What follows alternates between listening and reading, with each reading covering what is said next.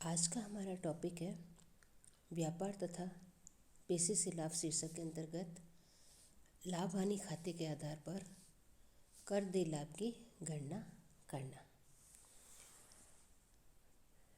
करदाता द्वारा जो लाभ हानि खाता बनाया जाता है वो आयकर के दृष्टिकोण से उचित नहीं होता है, क्योंकि करदाता के द्वारा अपने लाभ हानि खाते में कुछ ऐसी आयों को लिखा जाता है जो सिर्फ व्यापार और पेशे से संबंधित है, या वो आयकर के अधिनियम की दृष्टि से उसमें सम्मिलित नहीं होनी चाहिए, या कुछ आय ऐसे हो सकती है जो लाभ हानि खाते में तो लिखी गई है किंतु व्यापार और पेशे शीर्षक में वो नहीं आती है या पूर्णतः कर मुक्त है, या कुछ व्यय ऐसे होते हैं जो लाभ हानि खाते में लिखे गए हों लेकिन स्वीकृत नहीं है या आंशिक रूप से स्वीकृत है, या कुछ स्वीकृत व्यय ऐसे हो सकते हैं जिनको लाभ हानि खाते में नहीं लिखा गया हो। तो इन सब बातों का ध्यान में रखते हुए लाभ हानि खाते में कुछ संशोधन करना आवश्यक होता है, और इस संशोधन के पश्चात जो हमारी लाभ या हानि की राशि प्राप्त होगी वो ही कर योग्य लाभ अथवा हानि कहलाई जाएगी। अब जो इसमें संशोधन किया जाता है, इस संशोधन को हम किस तरह से कर सकते हैं, यानी करदाता के द्वारा जो लाभ हानि खाता बनाया गया है और उस लाभ हानि खाते से यदि लाभ प्रदर्शित हो रहा है तो ऐसी दशा में हमें जो संशोधन करेंगे वो हमारे इस प्रकार होंगे कि जो शुद्ध लाभ है तो शुद्ध लाभ में कौन कौन सी मदों को हम जोड़ेंगे। तो इसमें जोड़ी जाने वाली मदें है, पहली तो पूर्णतः अस्वीकृत खर्चे, यानी ऐसे खर्चे जो आयकर अधिनियम के अंतर्गत पूर्णतः अस्वीकृत है। उसके पश्चात करदाता के निजी व्यय या व्यापार से संबंधित नहीं होने वाले व्यय, या ऐसे व्यय या हानियाँ जो गत वर्ष से संबंधित नहीं हो। इसके अलावा पूंजीगत व्यय तथा व्यापार या पेशे से संबंधित ऐसी कर देय आय जो लाभ हानि खाते में दिखाने से रह गई है, तो इन मदों को हम शुद्ध लाभ में पुनः जोड़ेंगे। यानी जो संशोधित लाभ की गणना करेंगे तो उस संशोधित लाभ में इन मदों को हम पुनः जोड़ देंगे। अब आता है कि संशोधित चिट्ठा तैयार करते समय किन किन मदों को शुद्ध लाभ में से घटाया जाता है। तो उसमें से हमारा सबसे पहला आता है ऐसी आय जो व्यापार और पेशे से संबंधित नहीं हो, यानी वो किसी अन्य शीर्षक के अंतर्गत कर योग्य होगी, तो इस शीर्षक में हम उसको शामिल नहीं करेंगे, इसलिए उसमें घटा देंगे। और ऐसी आय जो गत वर्ष से संबंधित नहीं है तो उस पर टैक्स नहीं लगेगा। इसके अलावा पूंजीगत लाभ है या ऐसी आय जो पूर्णतः कर मुक्त है, तो उसकी राशि को भी हम शुद्ध लाभ में से घटा देंगे।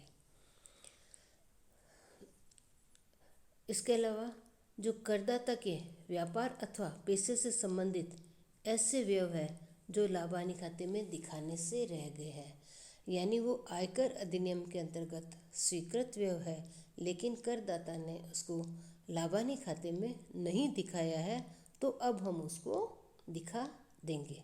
इस तरह से हम शुद्ध लाभ में जिन मदों को जोड़ा जाना है, जोड़ने के पश्चात और ऐसी मदें जिनको शुद्ध लाभ में से घटाया जाना है, उनको घटाने के पास जो हमें संशोधित चिट्ठा प्राप्त होगा वही हमारा कर योग्य लाभ, आयकर की दृष्टि से कर योग्य लाभ माना जाएगा।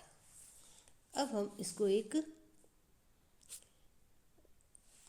न्यूमेरिकल क्वेश्चन हल करके देखते हैं कि किस तरह से हम कर योग्य आय की गणना करते हैं। तो इसके लिए हमारा एक क्वेश्चन प्रस्तुत है। डॉक्टर रतन एक पंजीकृत चिकित्सक है। उन्होंने जो आयव्यय खाता तैयार किया वो इस प्रकार है। एक्सपेंसेस और इनकम दे रखी है।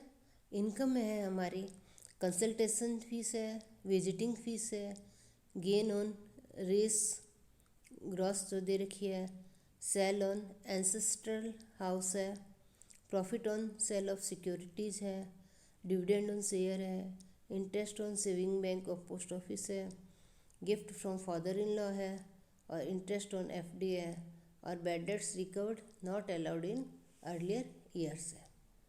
अब एक्सपेंसेस में दे रखा है हमें हाउस होल्ड एक्सपेंसेज है, car purchase in November, travelling expenses है, डोनेशन, इनकम टैक्स पेनल्टी है, सैलरीज है, गिफ्ट टू डॉटर है, establishment expenses, surgical equipment purchase in June, books purchase in September, LIC premium है, wealth tax, interest on capital और last में हमें surplus दे रखा है 8700 का।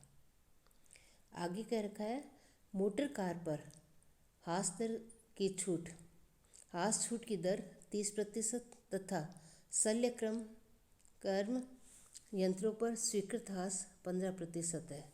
कर निर्धारण वर्ष 2020-21 के लिए उसकी व्यवसाय से आय की गणना करनी है।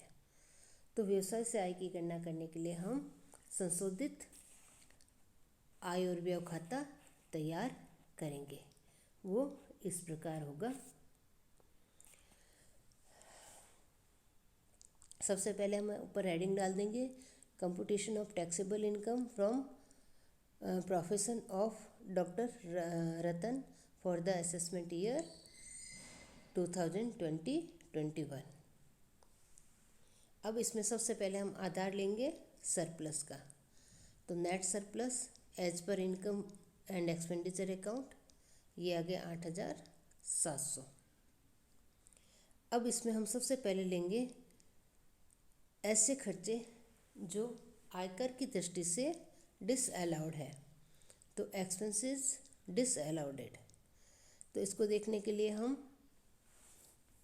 आयव्यय खाते के डेबिट पक्ष में चलते हैं कि कौन कौन से खर्चे हैं। सबसे पहला हमारा जो खर्च आ रहा है हाउस होल्ड एक्सपेंसेस का।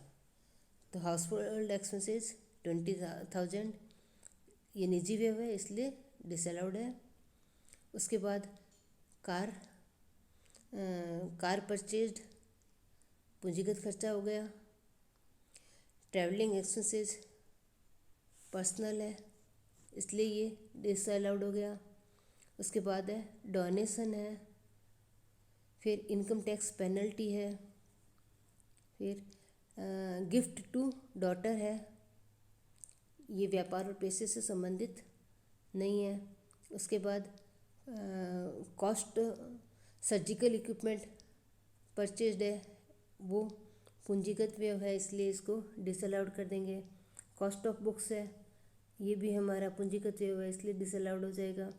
उसके बाद है LIC प्रीमियम, ये पर्सनल खर्चा है।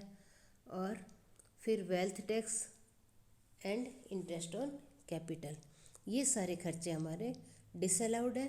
तो इनको हम सरप्लस में पुनः ऐड कर देंगे। तो इसका योग आया हमारा 73,200। अब इसको ऐड कर देंगे 8,700 में, तो टोटल आया 81,900। अब हम देखते हैं इनकम साइड से लेते हैं कि कौन सी इनकम है जो यहाँ पर चार्जेबल नहीं है, यानी इनकम नॉट अलाउड है। तो ऐसी इनकम को हम लेस कर देंगे। तो इसमें हमारा सबसे इसमें ये आ रहा है interest on office saving post office saving bank account का है 600 रुपये। ये आय व्यापार और पेशे से संबंधित नहीं है। इसके अलावा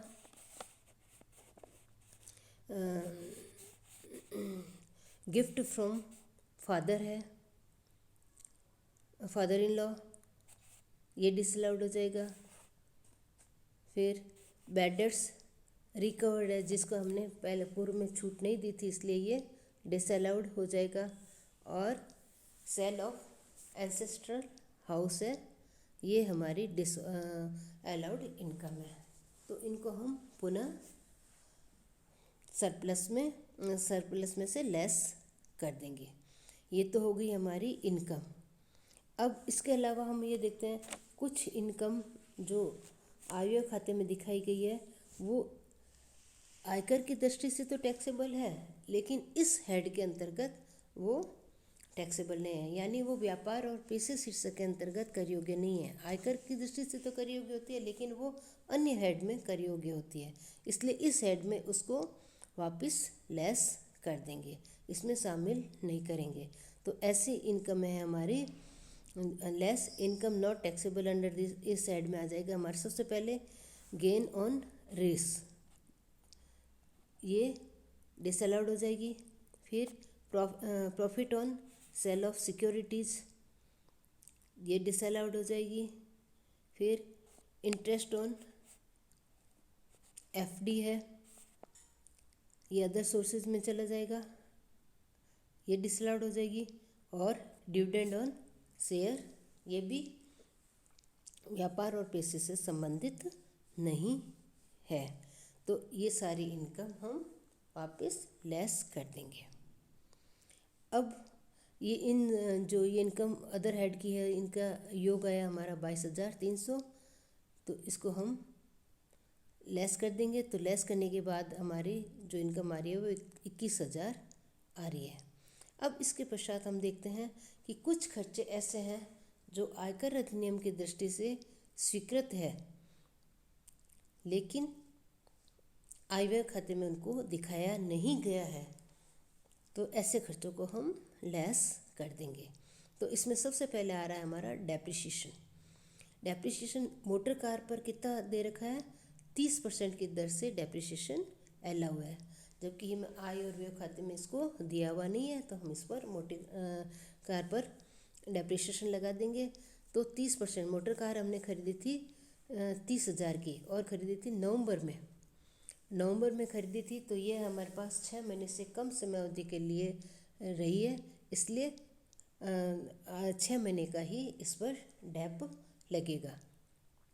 तो इसका हो जाएगा 30,000 इंटू 30% इंटू 50% कर दो, या 6/12 कर दो, यानी आधे वर्ष का ही लगेगा। तो ये हो जाएगा, इसको हम हल करेंगे तो डेप्रिसिएशन ऑन कार हो गया 4,500 रुपये।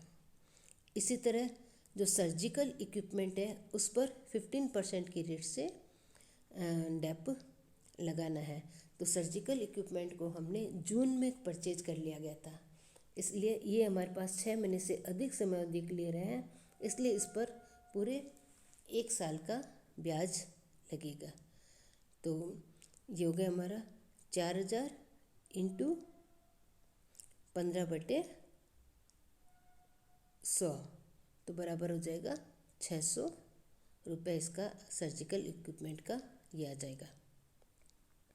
इसके अलावा हमने बुक्स भी परचेज की थी, बुक्स सितंबर में परचेज की थी 1,200 रुपये की। तो ये हमारे पास 6 महीने से अधिक समय अवधि के लिए रही है, तो इस पर पूरे वर्ष का डेप्रिसिएशन 40% से लग जाएगा। तो इस पर हो जाएगा 1200 इंटू 40/100 बराबर 480। इस तरह पूरा जो तीनों हमारी संपत्तियाँ हैं उस पर डेप्रिसिएशन का योग हुआ 5,580 रुपये। जब हम इसमें से 21,000 में से लेस कर देंगे तो नेट अमाउंट आएगा हमारा 15,420 रुपये, जो कि इनकम फ्रॉम प्रोफेशन कहलाई जाएगी। इस तरह हम न्यूमेरिकल सॉल्व करते हैं। Thank you.